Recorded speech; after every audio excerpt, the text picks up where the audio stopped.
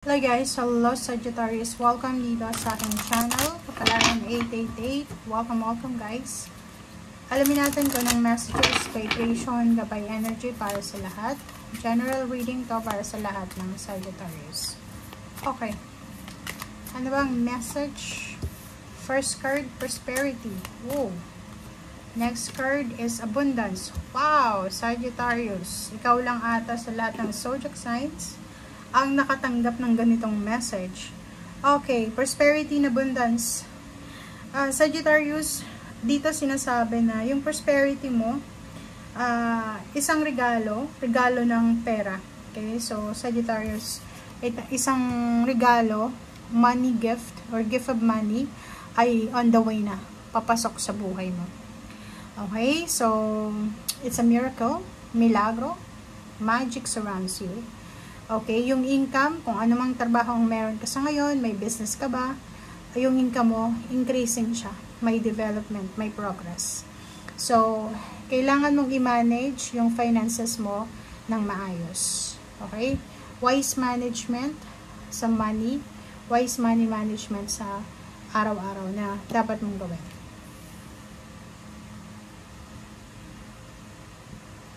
Okay, next card natin is abundance. Abundance, nandito yung rainbow. So, i-enjoy mo daw, Sagittarius. If ever dumating na to na money, gift of money sa'yo, yung prosperity na to, i-enjoy mo yung bounty of life. Yung abundance of life, i-enjoy mo siya. Okay? Yung supply, yung mga needs mo, yung wants, even wants, ay unlimited siya. So, blessings are coming to you. Ooh!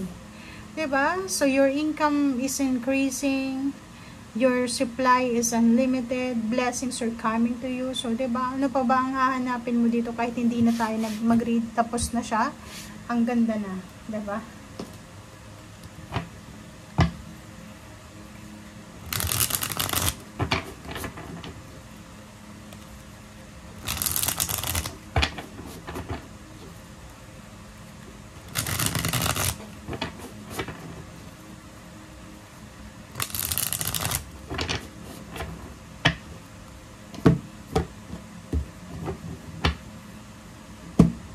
Okay, first card natin is Ace of Pentacles. So, tama nga naman. Ang Ace of Pentacles ito is a confirmation of these two cards. So, ibig sabihin, money, new beginnings, maraming papasok na pera sa buhay mo, pwedeng new job, new career, offer, diba? Regalo, unexpected, panalo ka. So, dito sinasabi yung income mo, talagang increasing siya, may progress, pataas ang panaas. Yung financial supply mo is unlimited. Maraming biyaya, pagpapala na naghihintay sa iyo at parating sa buhay mo. O, diba? Diba? Confirmation din, nakakaloka. Sagittarius, eto na talaga yung pinakamagandang reading para sa iyo. Knight of Pentacles, it's good news, opening, offers, messages, confirmation, answers, solution regarding money. Okay? Wow! Death card. So, kung may mga financial issues ka, etong January full moon, siya yung simula na tapos na. Siya yung parang answer na, okay, it's time to move on, it's time to start over, kasi tapos na itong mga problema sa perang ito. Diba? So, kakasabi ko lang sa'yo, so, it's confirmed na talagang matatapos na yung mga financial problems mo, magwawakas na yung mga health issues, financial issues, or anything na scarcity or kulang sa'yo. Okay, ano ba yung kulang sa'yo? Kulang sa pera?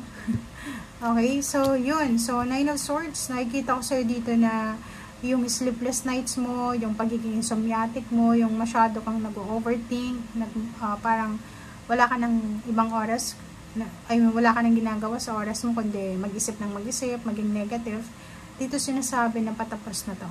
Okay? And na to, ng mga painful, losses na pinagdaanan mo, lalo na sa usaping money. Okay?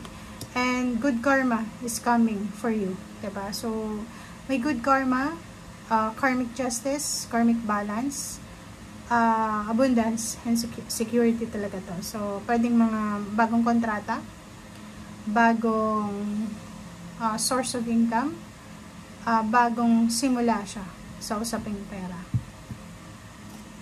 Okay, so dahil dyan, may pagkakataon ka para makapag-celebrate, may pagkakataon ka para magpasalamat, maging grateful. It's a Thanksgiving ceremony, it's a Thanksgiving celebration.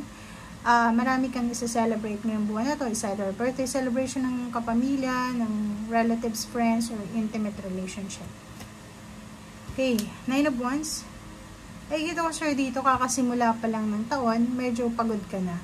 Which is normal naman siya, lalo na sa inyo. So, dito sinasabi ng 9 of Wands na if pagod ka, kailangan mo magpahinga. If exhausted, drain yung energy mo, kailangan mo nang mag-energize. Spend time sa nature, spend time with your family, with pet, declutter, mag-cleanse tayo ng energy natin. Okay, so dito sinasabi, bond with the nature. Yun ang pinaka-importanting cleansing. Knight of Swords. So, nakikita ko sir dito na isang balita ang hinihintay mo. Ang tagal mo nang hinihintay ito, pero hindi pa rin dumarating. So, kung may balita ka na, like yung pinaka-focus mo talaga sa buhay, if hindi pa dumarating hanggang sa ngayon, 5 years mo nang hinihintay, it's time to let go na. Okay, it's time to move on, it's time to let go. Okay, so Wheel of Fortune. So same with Aries and Leo. Sinasabi sa inyo dito na bibigyan kayo ng pagkakataon ng ating universe, ng ating Panginoon, na magbago, magsimula, or makapagsimula. Bibigyan kanila ng pagkakataon ng universe, ng ating Panginoon, yung spiritual helpers and guides, ng chance para baguhin kung ano yung mga dapat baguhin sa ating sarili. Okay? If for example, yung diskarte natin financial, hindi maganda for the past years, this January of 2025, magkakaroon ka ng strategy, mag-strategize ka, or bibigyan ka ng pagkakataon ng ating Panginoon na, yun, mahanap mo yung tamang information, mahanap mo yung tamang connection. Okay? So, beware lang kasi progressing yung buhay mo eh. Diba? Abundance and prosperity na andyan sa buhay mo. Maraming blessings na posibleng papasok sa'yo. So, expect mo na to na maraming may inggit sa'yo. Maraming mga away sa'yo dahil sa inggit nila. And maraming pag-uusapan ka. But, kung ako sa'yo, hayaan mo na lang sila. Ikaw at ang pamilya mo ay sobrang magiging masaya. Dahil, hindi lang ito dahil sa success mo, kundi dahil to sa lahat ng mga blessings na matatanggap mo and the whole family. Diba? So, nakikita ko sir dito na marami kang matatanggap na balita tungkol sa iyong kapamilya, tungkol sa iyong kaibigan, friends, relatives, or kung kanino man to. So, merong celebration, pwedeng uuwi ka sa iyong bansa, sa iyong city, sa iyong probinsya. Okay? Thank you guys. Bye!